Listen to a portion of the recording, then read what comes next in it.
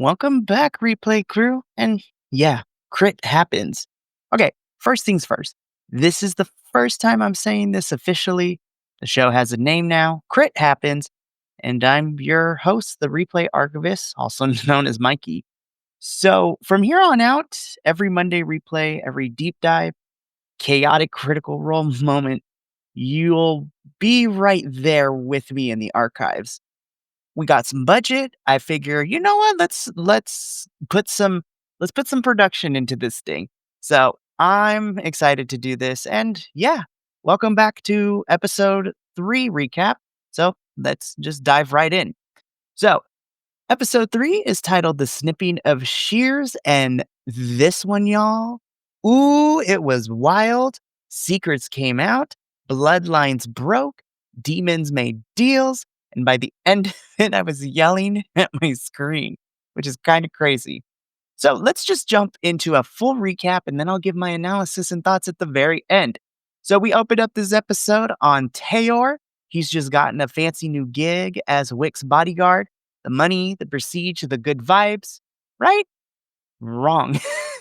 This is a hell of our job. If the paycheck looks shiny, it's probably cursed.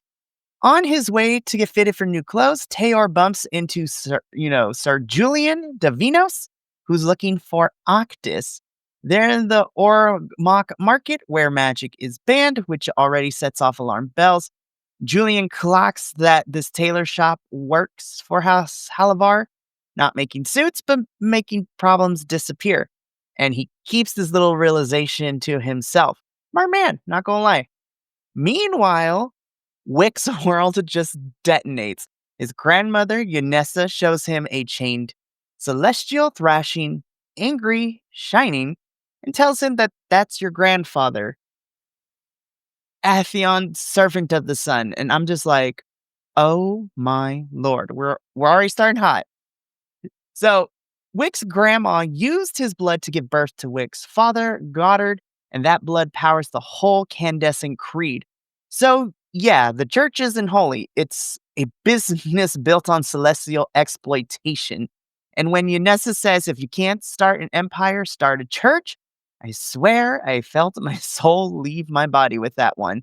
Wick realizes everyone knew except him. Mom knew, Grandma knew, he's the only true believer left. You can almost hear the light flicker out when that truth hits. And Tyranny finds him, and this conversation between them, very heartbreaking. She admits she's not even 6 months old. She was made to protect his image. Her creator, Kashavari, Prince of Demonkind, might I add, has a deal with the Halavars. They spread faith, he collects the souls. But Tyranny doesn't want to go back to the pit. Her contract's tied to Wick. Only he can send her back. Which alarm bells are already going off in my mind because things can happen and it's crazy. And he promises that he won't.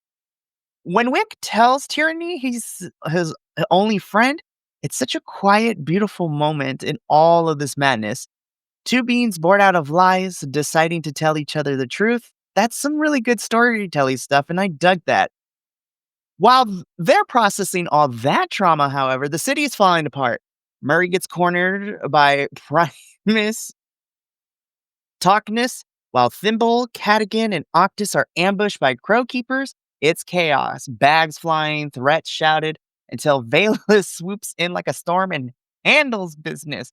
Because, y'all, that encounter was not going the way of our three. And then, of course, we find out that Casimir's dead. Big surprise. He'd been stealing, double dealing, and left behind a deed to a fortress up north. Dol Makjar just keeps spitting out corpses and secrets. At least I think Casimir's dead, but who knows? We'll see what happens. Then we get this little oasis of calm. Hal and Thaisha walking through the Hallowed Round, turning an old temple of pain into a theater of pride. It's so poetic. Old scars turned into art. An elder orc named Uli says, we fought not for paradise, but for our city. And honestly, it kind of hit me like a poem. It's such a, to me, this is such a gorgeous bit of world building. Then Belair shows up with paint from Taji, paint that's literally illusory. And that's not a throwaway detail. Chekhov's paintbrush, people, is going to come back and it's going to be great.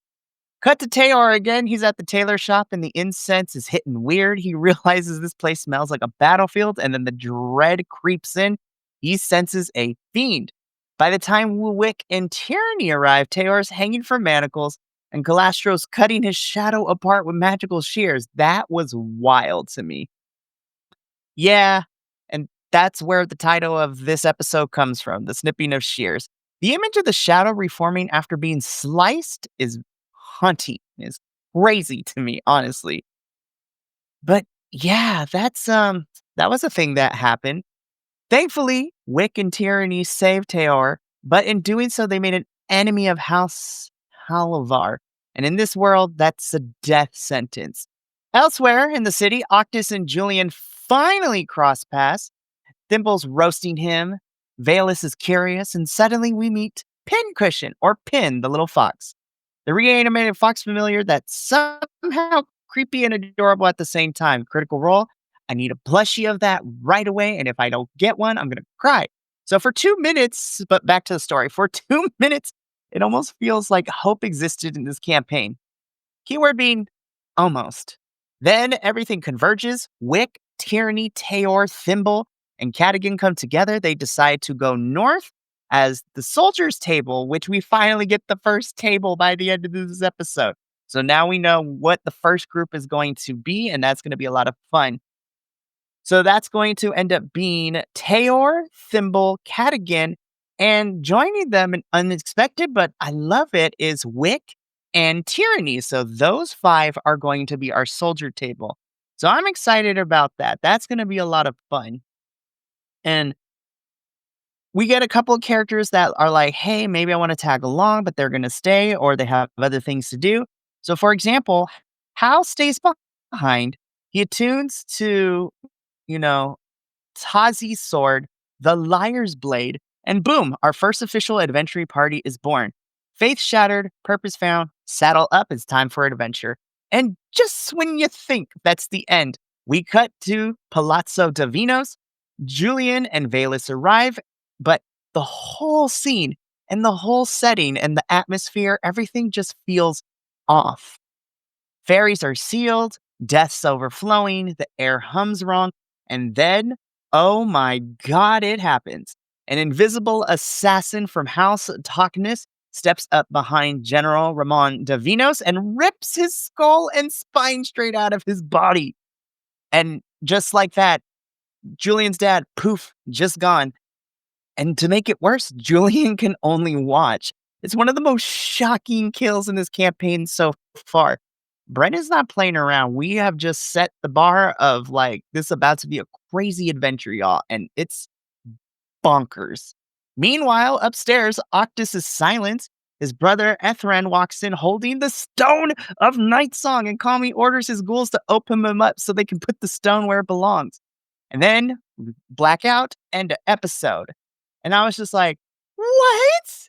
I was wilding out, y'all. It was crazy, but okay, let's breathe for a moment here. That whole recap was a lot. In this episode alone, we got celestial bloodlines, demon contracts, cursed paint, ghosts in the gardens, and a new party on the run. And it's only episode 3. Of course, as Brennan and rest of Critical Role has stated, the first 4 episodes are acting as an overture to set up our adventure. And damn, things are coming crazy. It is wild, and I'm so excited. But let's get into my predictions a little bit, right? So, actually, before I do that, analysis time really quickly.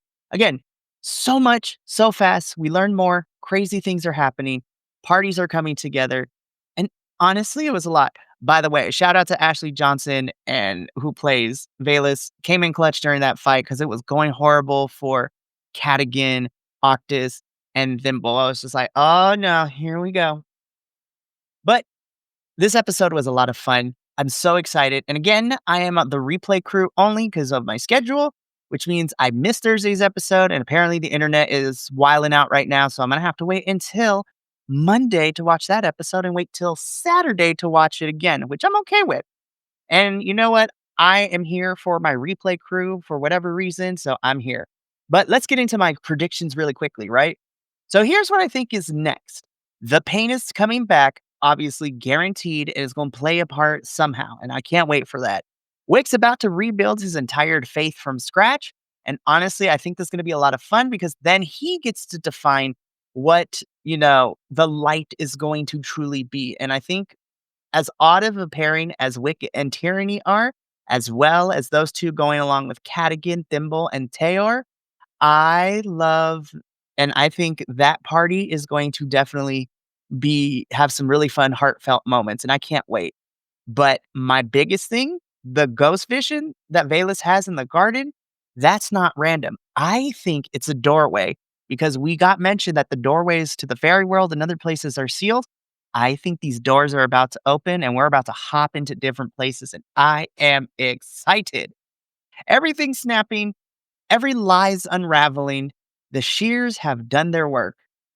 But that's it for me this episode. I had such a blast with this. This was a long episode. It was 5 hours. I've been up since like at the time of this, recording of this video. I've been up since like 7 a.m. and I just put it on and now I'm finding the time to record. But I'm excited. I cannot wait for episode 4 to, watch it and and recap it next Saturday. So make sure to tune in this next Saturday, November 1st, on the social medias and on the YouTubes, wherever you want to watch this. And yeah, this has been Mikey, your replay archivist. And this has been Crit Happens. So when the dice fall wild and the truth cuts deep, again, crit happens. I'll see you next Saturday, y'all. Until then, love yourselves, take care, and give me a kiss. Mwah.